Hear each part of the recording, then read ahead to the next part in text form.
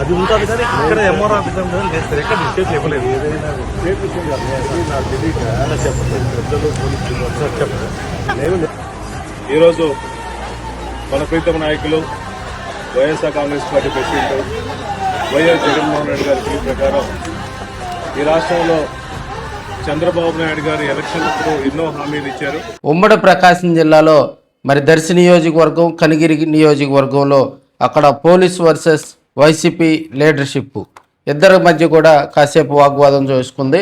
కనిగిరిలో YCP నియోజకవర్గ ఇన్ఛార్జిగా ఉన్నటువంటి దద్దాల నారాయణ యాదవ్ గారిని అరెస్ట్ చేయడం జరిగింది. పామూరు బస్టాండ్ వద్ద కూడా ఈ రిలే దీక్షలకు సంబంధించి నిర్వహించినటువంటి కార్యక్రమంలో దద్దాల నారాయణ యాదవ్ను పోలీసులు అదుపులోకి తీసుకొని స్టేషన్కి తరలించే క్రమంలో అక్కడ కొంత ఉద్రిక్త పరిస్థితులు నెలకొని వచ్చాయని కూడా మనం చెప్పుకోవచ్చు. దర్శిలో అక్కడ పర్మిషన్ లేదని చెప్తూ కూడా వైసీపీకి సంబంధించినటువంటి వారితోటి మొదట్లో పోలీసులు వారికి చెప్పడం జరిగింది.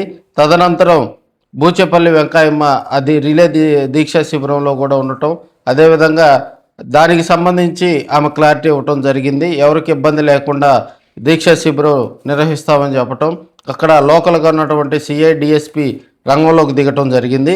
అప్పుడు బూచేపల్లి శివప్రసాద్ రెడ్డి గారు వారితోటి మాట్లాడి దీక్షా శిబిరం కొనసాగింది. అనంతరం దీక్షలు కూడా నిమ్మరసం ఇచ్చి విరమించినటువంటి పరిస్థితి. ఒంగోలు వేదికగా కూడా నియోజకవర్గ సమన్వయకర్త చుండూరు రవిబాబు ముఖ్య అతిథిగా పాల్గొనడం జరిగింది. దీక్షా శిబిరంలో పాల్గొన్న వారందరూ కూడా మరి దండలు వేసి డిఎస్సిపై జరిగినటువంటి అవినీతి అక్రమాలకు సంబంధించి మరి వాటన్నిటిని కూడా నిగ్గు తేల్చాలని ఆయన చెప్పినటువంటి పరిస్థితి.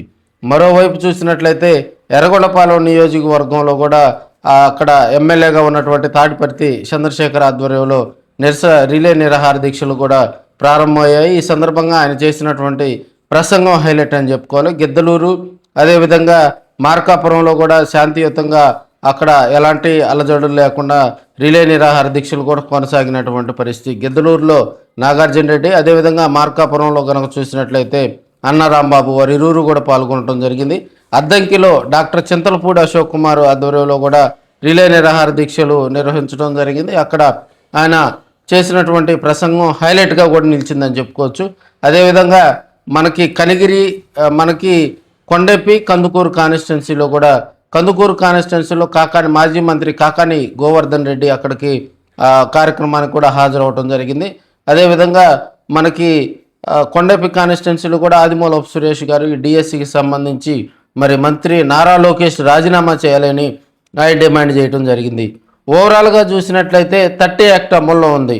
అంటే ఈ నిరాహార దీక్షలు కానీ రిలే దీక్షలు ర్యాలీలకు సంబంధించి ముందస్తు పర్మిషన్లు తీసుకోవాలా, అదేవిధంగా పోలీసులు దానిపై కూడా నిఘా పెట్టేటువంటి కార్యక్రమంలో భాగంగా మరి 30 యాక్ట్ అమల్లో ఉన్నప్పుడు ఈ రిలే దీక్షలకు కూడా కొంత పోలీసులతో ఇబ్బందికర పరిస్థితులు ఉంటాయి. కాబట్టి పలు చోట్ల చెదురుమదురు ఘటనలు కూడా జరిగాయని మనం చెప్పుకోవచ్చు.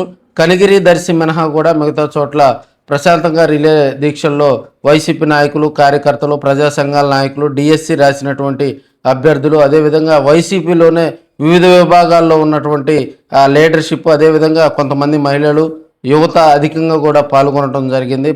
కూటమి ప్రభుత్వంపై కూడా లోకల్గా ఉన్నటువంటి లీడర్లు చుండూరు రవిబాబు కానీ, అదేవిధంగా మాజీ మంత్రి ఆదిమూలపు సురేష్ గారు కానీ, కనిగిరి ఇన్ఛార్జి డగ్డాల నారాయణ యాదవ్ గారు కానీ వారందరూ కూడా సీరియస్గా రియాక్ట్ అవ్వటం జరిగింది. దర్శి ఎమ్మెల్యే బూచేపల్లి శివప్రసాద్ రెడ్డి గారు కూడా అక్కడ చేసినటువంటి ప్రసంగం హైలైట్గా నిలిచిందని మనం చెప్పుకోవచ్చు.